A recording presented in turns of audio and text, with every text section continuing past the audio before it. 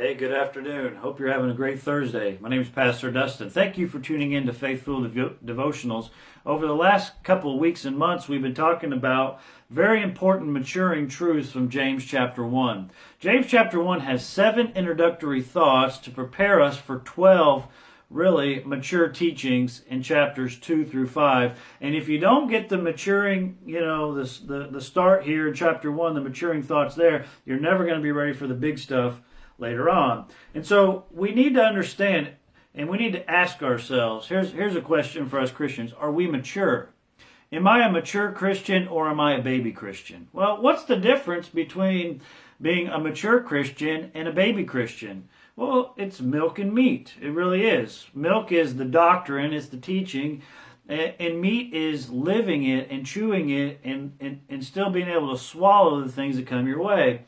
What are some mature ideas that we need to work on? Well, James has been telling us. How do you feel about trials? Do you enjoy them? A mature Christian will enjoy his trials. A mature Christian will embrace wisdom. A mature Christian esteems poverty and humility. A Christian that is mature and strong endures temptation. These are all the things we've been looking at in previous videos, and I encourage you, go back and look at them if you haven't. They are very practical and basic truths that help us. Today, we're going to be looking at this idea of evading sinful behavior. And that really starts in verses 19 and 20. And let's read this right here. It says, "Wherefore, my beloved brethren, let every man be swift to hear, slow to speak, and slow to wrath. For the wrath of man worketh not the righteousness of God."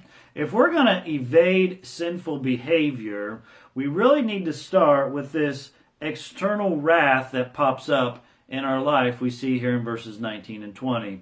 Now, the first word is important in the verse. The first word is wherefore. And anytime you see a wherefore or a therefore in the Bible, you need to go back and see what it's there for. It means it's building on it. It means it's transitioning thoughts. And so all the verses before, if you haven't got those down and understand the importance of those, then you're never going to get this. A lot of people want to be able to stop sinning, but they don't want to enjoy trials. You're never going to stop sinning unless you're embracing wisdom. You're never going to be able to handle wrath until you endure temptations. In fact, wrath is a temptation, this external wrath. And notice here in verse 19 the threefold rule that James gives us in this verse. He says you need to be swift to hear, slow to speak, and slow to wrath. We need to be swift to hear, or we need to be prompt or ready to listen. You know, there's a reason why God gave us 2 ears and 1 mouth. Sometimes we don't listen as much as we talk. We talk too much. Do you always feel like you have to be talking when people are around? Do you always feel like you have to get the second, third, or fourth idea, up the story a little bit? Do you always feel like you have to have the last word? Sometimes it's better to be quiet than to talk. James says, and this is a command, be swift to hear. Listen more than we talk. The reason why we get into wrath and we get into anger is because we don't listen enough. We don't listen. We talk too much. We need to listen to what our spouse is saying. We need to listen to the complaints or the issues that people are bringing up. Rather than defending ourselves with speech, we need to be ready to listen. A lot of verses in Proverbs deal with this idea of being swift to hear, and the next one being slow to speak or dull to speaking. Proverbs 10:19 says, "In the multitude of words there wanteth not sin, but he that refraineth his lips is wise." See, there's a mature Christian, somebody who refrains from speaking, who can listen. Proverbs 17:27, "He that hath knowledge spareth his words, and a man of understanding is of excellent spirit." Proverbs 17, verse 28, the next verse, "Even a fool, when he holdeth his peace, is counted wise." Think about that. A foolish person can be thought of as a wise man if they keep their mouth closed. But he that shutteth his lip is esteemed a man of understanding. It's better to listen than to be speaking. And this is an important thing that Christians need to learn.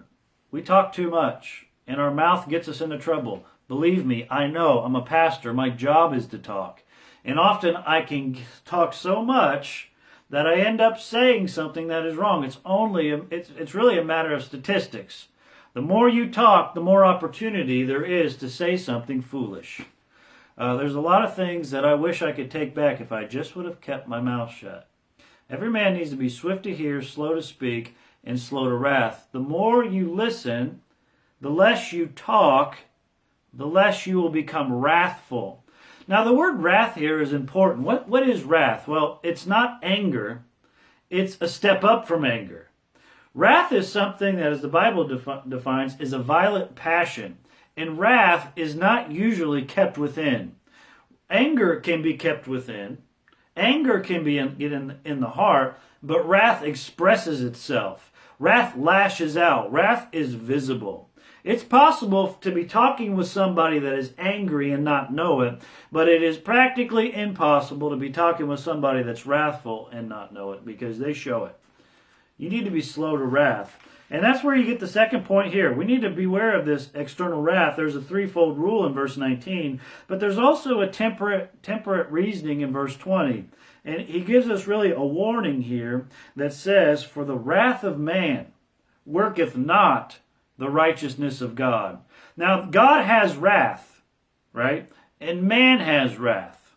What's the difference? Well, God has wrath that can be under control. God knows how to focus wrath where it needs to be. But when man has wrath, he hurts people that he doesn't mean to hurt. He takes it out on people that don't deserve to be having it taken out on.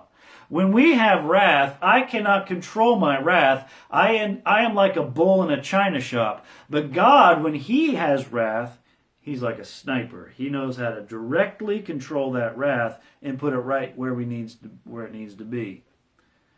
The wrath of man worketh not the righteousness of God.